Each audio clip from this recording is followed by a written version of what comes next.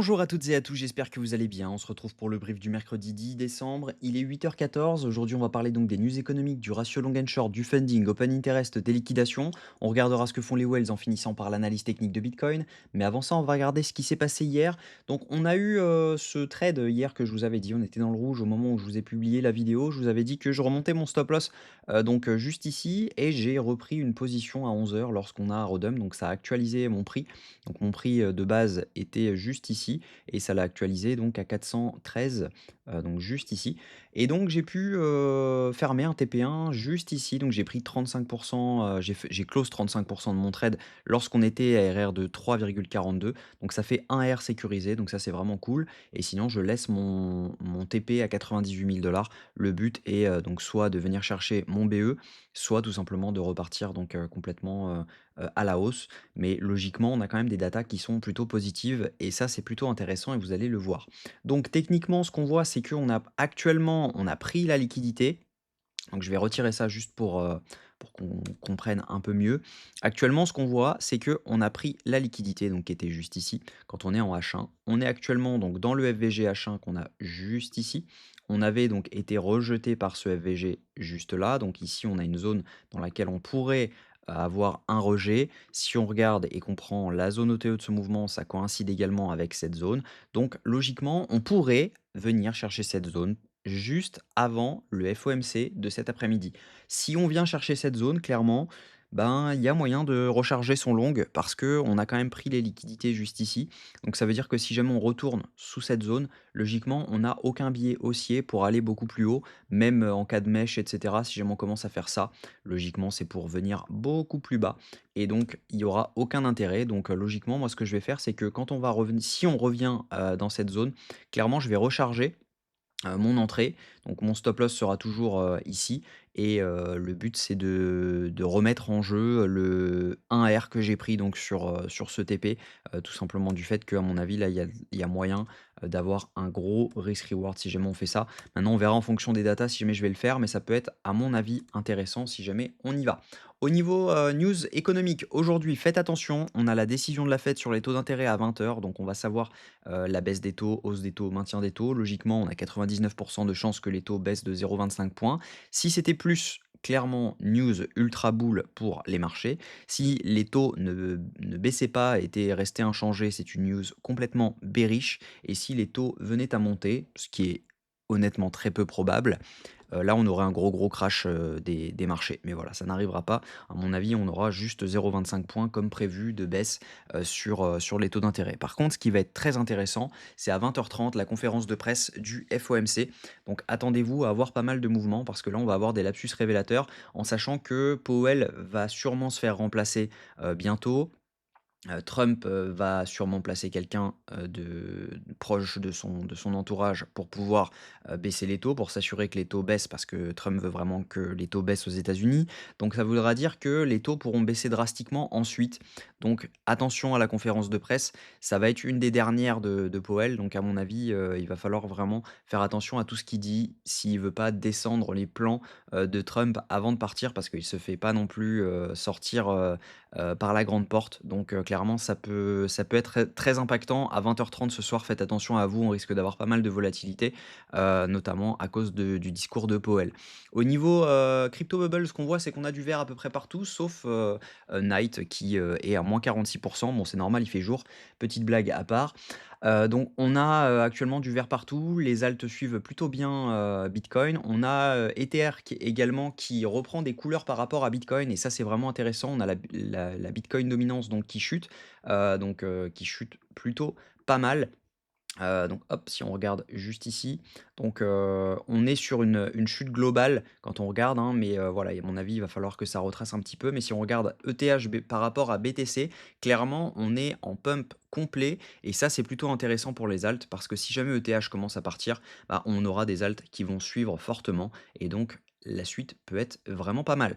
Au niveau donc, funding open interest, ce qu'on voit, c'est qu'on avait pas mal de shorts qui s'étaient ouverts sur le up. Donc on a eu juste ici, on a eu pas mal de shorts, on le voit donc à la hausse de l'open interest avec, baisse des funding, donc sur ce pump-ci. Donc du coup, c'est normal que quand on était donc ici, on ait fait, notre pump pour venir chercher les 94 000 dollars. Clairement, c'était normal. Mais ensuite, ce qu'on voit, c'est que, bah, c'est majoritairement des longs quand même qui sont en train de s'ouvrir, hein. On voit donc juste ici, on a une hausse. Alors là, on a une hausse de l'open interest avec baisse des funding en simultané. Donc ça veut dire que ici, ce sont des shorts qui se sont ouverts. Donc par conséquent, on a des liquidations qui traînent au-dessus. Et quand on regarde, sinon ici, on est plutôt sur une baisse de l'open interest. Donc il n'y a pas grand-chose d'intéressant. Mais on peut essayer de regarder toutes les hausses. Est-ce que toutes les hausses d'open interest sont liées à une hausse des funding? Donc là, on a une hausse de l'open interest, baisse des funding. Là, on a une hausse de l'open interest, même chose, baisse des funding juste ici. Si on regarde donc majoritairement, voilà, c'est pas forcément très intéressant à analyser, mais ce qu'on voit, c'est que majoritairement, à chaque fois, c'est une petite baisse des funding quand l'open interest monte. Donc il y a pas mal de shorts qui sont en train de rentrer, sauf ici dernièrement, on voit une hausse de l'open interest, hausse de l'open interest, avec la même chose, on a une toute petite baisse des funding, ce qui veut dire que ici, ce sont majoritairement des shorts.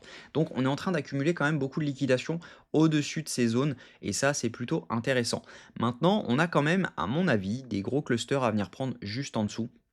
Et on n'est pas à l'abri de venir chercher cette zone juste avant le FOMC. Et ça pourrait être intéressant si on regarde les liquidations. On voit qu'on a un cluster à venir prendre donc aux 90 000 dollars, 91 700 dollars. Et sinon, on a un gros cluster à venir prendre à 89 000 dollars.